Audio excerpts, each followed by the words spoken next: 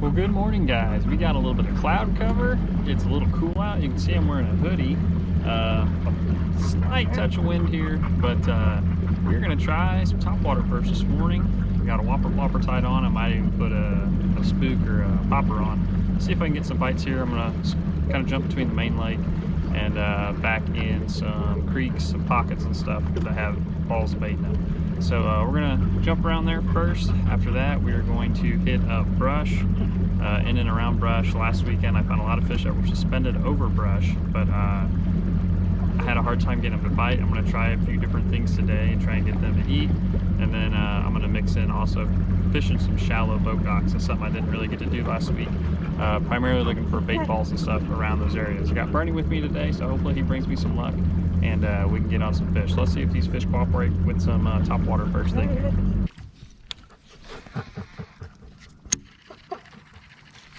There's a little one, Bernie. He gets off that cable. That's enough. There's our first one on topwater there.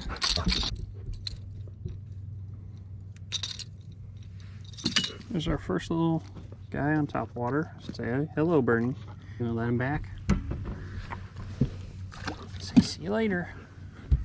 Hit up some of these main lake docks. This one's kind of nice because there's cables, but they're underwater for the most part.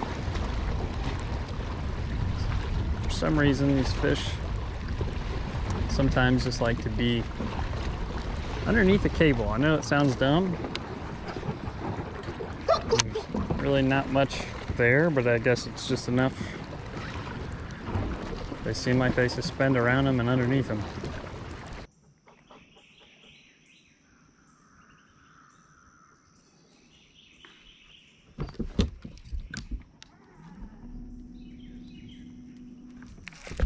There's one. It's real big though. It's pretty short. Fish on a brush hog, a little short. You want to give him a kiss, Bernie? Okay.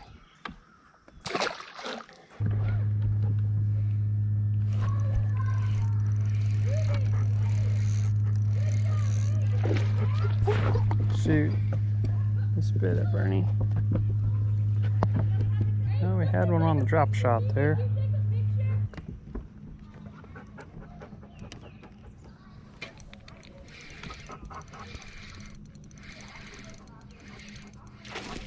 Oh man, I'm putting a different hook, Bernie.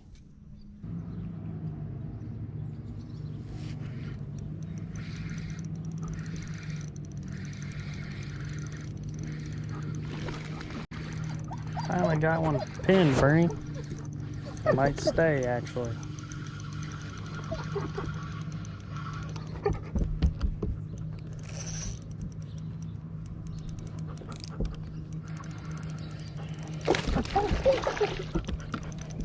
Might be a little keeper, Bernie. Maybe.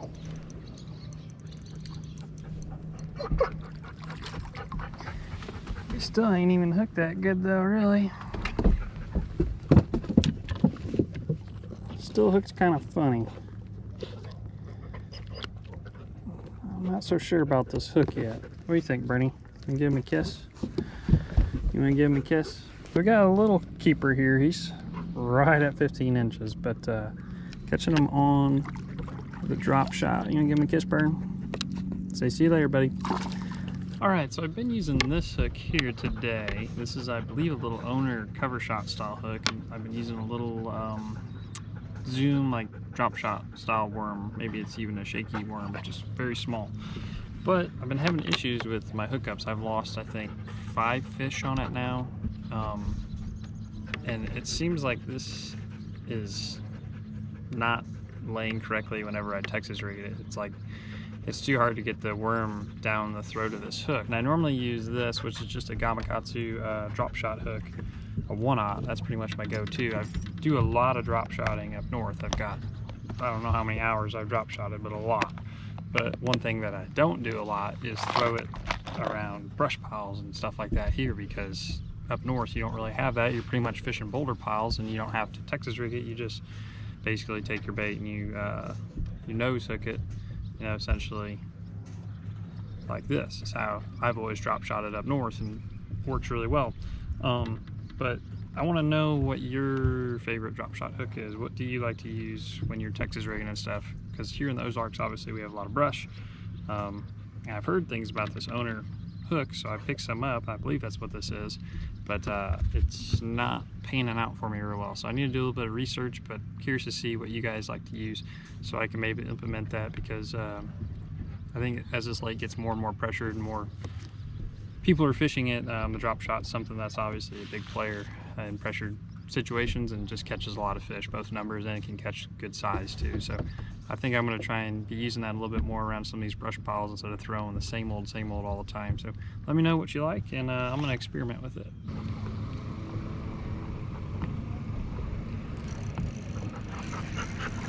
There's one, Bernie. He's little. Any more with him? Doesn't look like it.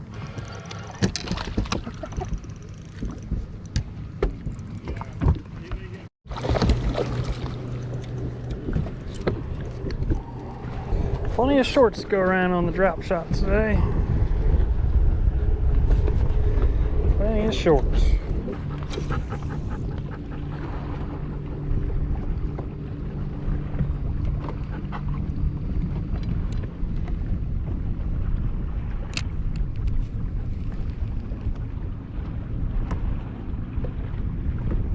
Oh, had him. And he took my worm. All right, well, it was a fun day. I did not catch a lot of size, but I did catch a lot of fish, and pretty much every stop was able to at least catch fish if I wanted to, mostly on the drop shot. So it was fun, kind of breaking out of the normal routine. Now, I did fish shallow a little bit. Didn't have anything going on really with that up here. I flipped the brush hog, I flipped the jig, kind of mixed it up. I even tossed a shaky head in some areas. And I don't think no, actually I did. I caught, I think, 2 fish early on flipping. And those fish both were more secondary point oriented, in like a cut, I would say like halfway to 3/4 of the way back in the creek. Take a little cut that veers off on either side. And it was just inside that secondary point area is where I had those fish. But on the lower end, it doesn't seem like that bite's there yet, really, for me. And the brush bite, really how it was last year this time, is also not there yet. Last year was really consistent in the brush with a shaky head or a curly tail worm, and this year for me so far it just really hasn't been there. So I'm hoping that changes as we get a little bit closer to September, more into the fall time. Maybe they're just a little bit behind on that, but I have heard that the shallow bite is pretty good actually further up the river. So if you want to fish shallow, get up behind these docks, catwalks, cables and stuff, it seems to me, from what I've heard at least, is that's going a lot better up the river. So keep that in mind if you want to pick one side of the lake. I think the lower end still can be fishing a little bit deeper. Relatively clear down here, I would say. I mean, you can probably see 4 feet. It's really cleared up again after everything was all said and done. But I'll talk about my drop shot just a little bit. Here's a little worm I was using. It is it's a Zoom shaky head worm is actually what they call it. Morning Dawn is the color. Classic color for drop shotting if you've ever fished anywhere else where you do a lot of drop shotting. But if I had to pick one color of worm to drop shot with for the rest of my life, it would either be green pumpkin or Morning Dawn. As you can see, it's got this purple, two-tone purple. It doesn't matter what company you get your worm from, they're all going to essentially look something like this. Some of them are a little bit darker, where this is a little bit more translucent, transparent. You can kind of see through that just a little bit with some of the light.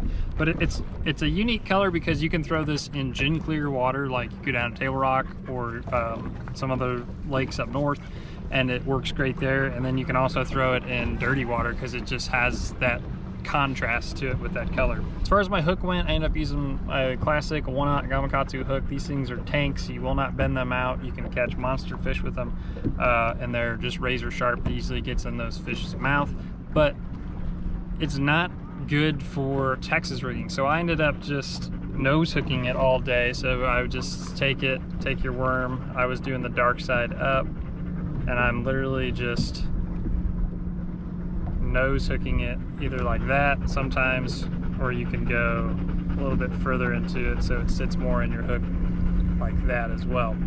But I actually only got stuck, or lost I should say, one drop shot rig today, and that was on like my last cast, and I didn't want to retie it for this. But I was pretty much dropping it down in the piles and getting out without getting stuck.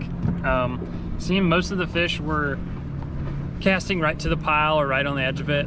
They would go down and you would watch the fish that were suspended over the piles come down and eat it, or it would just be in and around the pile, and I just let it sit there, and that's when they eat it. Less is more with the drop shot. You don't want to necessarily sit there and like be shaking the slack on it. You can, some people do sometimes, if you really got a stubborn fish or something, but it seems to me just letting it sit there, the wave action, just the smallest movement that you make trying to hold that thing steady, that worm is moving around a little bit and it's doing its thing. So I feel like it is possible to impart too much action on a drop shot and you actually will lose bites doing that. But you can also just drift around on these like flatter points and stuff and catch fish doing that. I kind of did that, just kick the trolling motor off and just eased around and just kind of let the wind blow me. It's kind of how you fish the bigger water, like Great Lakes and stuff like that. When you're out on these massive flats, you can pan around now that we have live scope and kind of target those fish like that, but you can also, the way to always do it was basically just make large drifts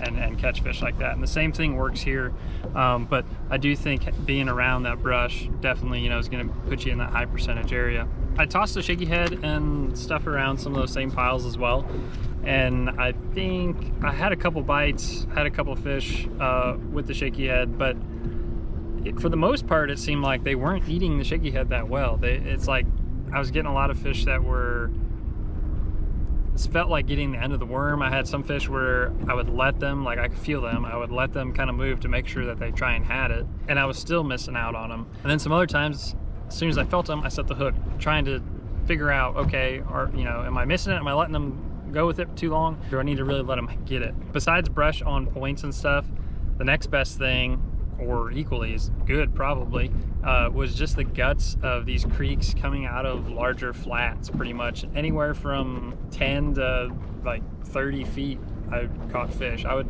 just look for bait. If I had bait balls around me, I would cast, even if I didn't see fish, I would cast right at that bait ball and it would fall through, and almost every single time there would be one or two fish that would come down and follow my drop shot down at the bottom. They didn't always bite it, but they were there. So some of these like bait balls, you couldn't see the fish. They were so tight up against the bottom of them, but they were there. It certainly did seem that some coves had a lot more bait or activity concentrated in smaller areas than others, so I do think it is probably worth your time to check, you know, 3 or 4 creeks that kind of set up the same and see if one looks a lot better than the other. Like I said, I caught a lot of fish today, just not a lot of size. I was trying to experiment. I love some areas where you could have probably just caught a ton of fish in a row, but I was also trying to figure out if I could get some bigger fish to bite, just kind of moving around. So I was kind of tinkering with it some more, trying to figure out what I'm missing, what do I need to do to try and get some of these bigger fish to commit to that. So I'll declare today a success in that regard, of just a day of learning and trying to get out of my normal element a little bit, I guess. I think next time that I fish, I'm going to get out of the lower end, go see some new scenery. So thanks for watching, guys, and we will see you on the next one.